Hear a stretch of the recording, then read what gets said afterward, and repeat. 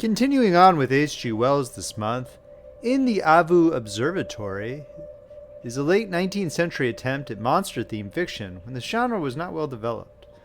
Deep in the jungle of Borneo, a scientist dutifully works alone at night, unaware that a nasty creature lays in waiting to wreak havoc on his solitude. Mankind has, justifiably, much to fear in foreign and strange climates. John Carpenter's cinematic hit The Thing is a notable example. The sacrifices we must make in the name of scientific progress are underappreciated. I hope you will enjoy this frightening short story. If you're enjoying this reading from Friendly Frog Press, please make sure to subscribe and hit that like button. In the Avu Observatory by H.G. Wells, narrated by Paul Beauheart. The observatory at Avu in Borneo stands on the spur of the mountain. To the north rises the old crater, black at night against the unfathomable blue of the sky. From the little circular building with its mushroom dome, the slopes plunge steeply downward into the black mysteries of the tropical forest beneath. The little house in which the observer and his assistant live is about 50 yards from the observatory, and beyond this are the huts of their native attendants. Thaddy, the chief observer, was done with a slight fever. His assistant, Woodhouse, paused for a moment in silent contemplation of the tropical night before commencing his solitary vigil. The night was very still. Now and then voices and laughter came from the native huts, or the cry of some strange animal was heard from the midst of the mystery of the forest. Nocturnal insects appeared in ghostly fashion out of the darkness and fluttered round his light. He thought perhaps of all the possibilities of discovery that still lay in the blank tangle beneath him. For to the naturalist, the virgin forests of Borneo are still a wonderland full of strange questions and half-suspected discoveries. Woodhouse carried a small lantern in his hand, and its yellow glow contrasted vividly with the infinite series of tints between lavender blue and black in which the landscape was painted. His hands and face were smeared with ointment against the attack of the mosquitoes.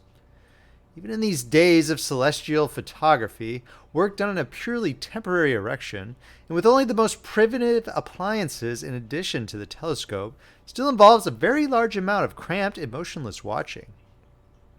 He sighed as he thought of the physical fatigues before him, stretched himself, and entered the observatory. The reader is probably familiar with the structure of an ordinary astronomical observatory. The building is usually cylindrical in shape, with a very light hemispherical roof capable of being turned around from the interior. The telescope is supported upon a stone pillar in the center, and a clockwork arrangement compensates for the Earth's rotation, and allows a star once found to be continuously observed. Besides this, there is a compact tracery of wheels and screws about its point of support, by which the astronomer adjusts it. There is, of course, a slit in the movable roof, which follows the eye of the telescope in its survey of the heavens. The observer sits or lies on a sloping wooden arrangement, which he can wheel to any part of the observatory as the position of the telescope may require. Within it is advisable to have things as dark as possible in order to enhance the brilliance of the stars observed. The lantern flared as Woodhouse entered his circular den, and the general darkness fled into black shadows behind the big machine, from which it presently seemed to creep back over the whole place again as the light waned. The slit was a profound transparent blue in which 6 stars shone with tropical brilliance, and their light lay, a pallid gleam, along the black tube of the instrument. Woodhouse shifted the roof, and proceeding to the telescope, turned first one wheel, and then another, the great cylinder slowly swinging into a new position. Then he glanced through the finder, the little companion telescope, moved the roof a little more, made some further adjustments, and set the clockwork in motion. He took off his jacket, for the night was very hot, and pushed into position the uncomfortable seat to which he was condemned for the next 4 hours. Then with a sigh, he resigned himself to his watch upon the mysteries of space. There was no sound now in the observatory. The lantern waned steadily. Outside there was the occasional cry of some animal in alarm or pain, or calling to its mate, and the intermittent sounds of the Malay and Dayak servants. Presently one of the men began a queer chanting song, which the others joined at intervals. After this it would seem that they turned in for the night, for no further sound came from their direction, and the whispering stillness became more and more profound. The clockwork ticked steadily. The shrill hum of a mosquito explored the place and grew shriller in indignation at Woodhouse's ointment. Then the lantern went out, and all the observatory was black. Woodhouse shifted his position presently, and the slow movement of the telescope had carried it beyond the limits of his comfort. He was watching a little group of stars in the Milky Way, in one of which his chief had seen or fancied a remarkable color variability. It was not a part of the regular work for which the establishment existed. For that reason, perhaps Woodhouse was deeply interested. He must have forgotten things terrestrial. All his attention was concentrated upon the great blue circle of the telescope field, a circle powdered, so it seemed, with an innumerable multitude of stars, and all luminous against the blackness of its setting. As he watched, he seemed to himself to become incorporeal, as if he too were floating in the ether of space. Infinitely remote was the faint red spot he was observing. Suddenly the stars were blotted out. A flash of blackness passed. They were visible again. "Queer," said Woodhouse. "Must have been a bird." The thing happened again, and immediately after the great tube shivered as though it had been struck. The dome of the observatory resounded with a series of thundering blows. The stars seemed to sweep aside as the telescope, which had been undamped, swung round and away from the slit in the roof. "Great Scott!" cried Woodhouse. "What's this?" Some huge, vague black shape with a flapping something like a wing seemed to be struggling in the aperture of the roof. In another moment, the slit was clear again, and the luminous haze of the Milky Way shone warm and bright. The interior of the roof was perfectly black, and only a scraping sound marked the whereabouts of the unknown creature. Woodhouse had scrambled from the seat to his feet. He was trembling violently, and in a perspiration with the suddenness of the occurrence. Was the thing, whatever it was, inside or out? It was big, whatever else it might be. Something shot across the skylight, and the telescope swayed. He started violently and put his arm up. It was in the observatory, then, with him. It was clinging to the roof, apparently. What the devil was it? Could it see him? He stood for perhaps a minute in a state of stupefaction. The beast, whatever it was, clawed at the interior of the dome, and then something flapped almost into his face, and he saw the momentary gleam of starlight on his skin like oiled leather. His water bottle was knocked off his little table with a smash. The sense of some strange bird creature hovering a few yards away from his face in the darkness was indescribably unpleasant to Woodhouse. As his thought returned, he concluded that it must be some night bird or large bat. At any risk, he would see what it was, and pulling a match from his pocket, he tried to strike it on the telescope seat. There was a smoking streak of phosphorescent light, and the match flared for a moment, and he saw a vast wing sweeping towards him, a gleam of gray-brown fur, and then he was struck in the face, the match knocked out of his hand. The blow was aimed at his temple, and a claw tore sideways down to his cheek. He reeled and fell. He heard the extinguished lantern smash. Another blow followed as he fell. He was partly stunned. He felt his own warm blood stream out upon his face. Instinctively, he felt his eyes had been struck at, and turning over on his face to protect them, tried to crawl under the protection of the telescope. He was struck again upon the back, and he heard his jacket rip. Then the thing hit the roof of the observatory. He edged as far as he could between the wooden seat and the eyepiece of the instrument, and turned his body round so that it was chiefly his feet that were exposed. With these he could at least kick. He was still in a mystified state. The strange beast banged about in the darkness, and presently clung to the telescope, making it sway and the gear rattle. Once it flapped near him, and he kicked out madly and felt a soft body with his feet. He was horribly scared now. It must be a big thing to swing the telescope like that. He saw for a moment the outline of a head black against the starlight, with sharply pointed upstanding ears and a crest between them. It seemed to him to be as big as a mastiff's. He began to bawl out as loudly as he could for help. At that, the thing came down upon him again. As it did so, his hand touched something beside him on the floor. He kicked out, and the next moment his ankle was gripped and held by a row of keen teeth. He yelled again and tried to free his leg by kicking with the other. Then he realized he had the broken water bottle at his hand, and snatching it, he struggled into a sitting posture, and feeling in the darkness toward his foot, gripped a velvety ear, like the ear of a big cat.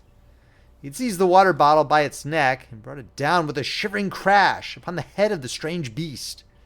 He repeated the blow, then stabbed and jabbed with the jagged end of it in the darkness, where he judged the face might be. The small teeth relaxed their hold, and at once Woodhouse pulled his leg free and kicked hard. He felt the sickening feel of fur and bone giving under his boot. There was a tearing bite at his arm, and he struck it over at the face, and he judged and hit damp fur. There was a pause. He heard the sound of claws and the dragging of a heavy body away from him over the observatory floor. There was silence, broken only by his own sobbing, breathing, and a sound like licking.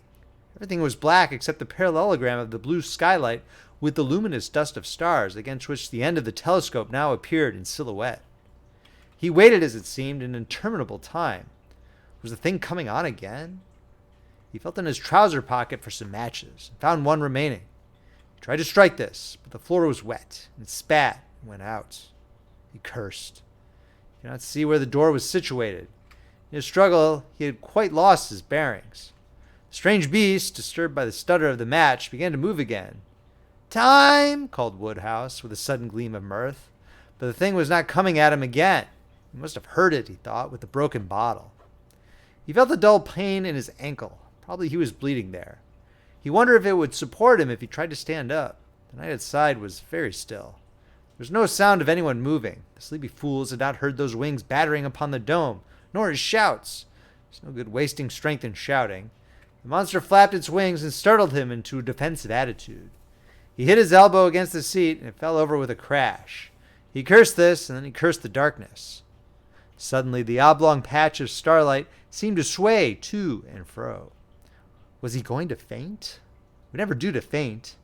He clenched his fists and set his teeth to hold himself together. Where had the door got to? It occurred to him he could get his bearings by the stars visible through the skylight. The patch of stars he saw was in Sagittarius and southeastward. The door was north. Was it north by west? He tried to think. If he could get the door open, he might retreat. Might be the thing was wounded. Suspense was beastly. "Look here," he said. "If you don't come on, I shall come at you." Then the thing began clambering up the side of the observatory, and he saw its black outline gradually blot out the skylight. Was it in retreat? He forgot about the door and watched as the dome shifted and creaked. Somehow he did not feel very frightened or excited now. He felt a curious sinking sensation inside him. The sharply defined patch of light with the black form moving across it seemed to be growing smaller and smaller. That was curious. He began to feel very thirsty, and he did not feel inclined to get anything to drink. He seemed to be sliding down a long funnel. He felt a burning sensation in his throat. Then he perceived it was broad daylight, and that one of the Dyak servants was looking at him with a curious expression. And there was the top of Thaddeus' face upside down. Funny fellow, Thaddeus, to go about like that. Then he grasped the situation better and perceived that his head was on Thaddeus' knee, and Thaddeus was giving him brandy. Then he saw the eyepiece of the telescope with a lot of red smears on it. He began to remember. "You've made this observatory in a pretty mess," said Thaddeus. The Dyak boy was beating up an egg in brandy. Woodhouse took this and sat up. He felt a sharp twinge of pain. His ankle was tied up, so was his arm and the side of his face. The smashed glass, red-stained, lay about the floor. The telescope seat was overturned, and by the opposite wall was a dark pool. The door was open. He saw the gray summit of the mountain against a brilliant background of blue sky. "Pah," said Woodhouse. "Who's been killing calves here? Take me out of it." Then he remembered the thing, and the fight he had had with it. "What was it?" he said to Thaddeus. "The thing I fought with." "You know that best," said Thaddeus. "But anyhow, don't worry yourself now about it. Have some more to drink." Thaddeus, however, was curious enough, and it was a hard struggle between duty and inclination to keep Woodhouse quiet until he was decently put away in bed, and had slept upon the copious dose of meat extract Thaddeus considered advisable. They then talked it over together. "It was," said Woodhouse, "more like a big bat than anything else in the world. It had sharp, short ears, and soft fur, and its wings were leathery. Its teeth were little, but devilish sharp. Its jaw could not have been very strong, or else it would have bitten through my ankle." "It has pretty nearly," said Thaddeus. "It seemed to me to hit out with its claws pretty freely.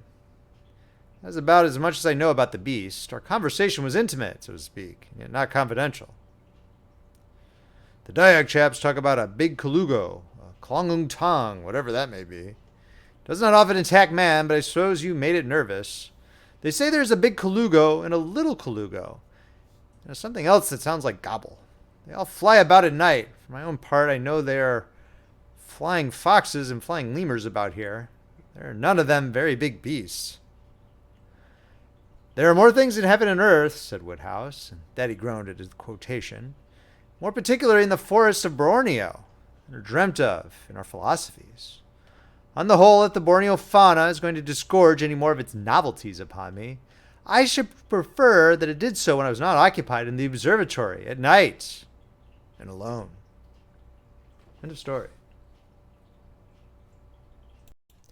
If you enjoyed this reading, please make sure to subscribe, hit that like button, and check out friendlyfrogpress.com, where you can see where our collection of ebooks, paperbacks, and audiobooks are available. Friendly Frog Press, where the classics come alive. This is Paul Beauheart, signing off.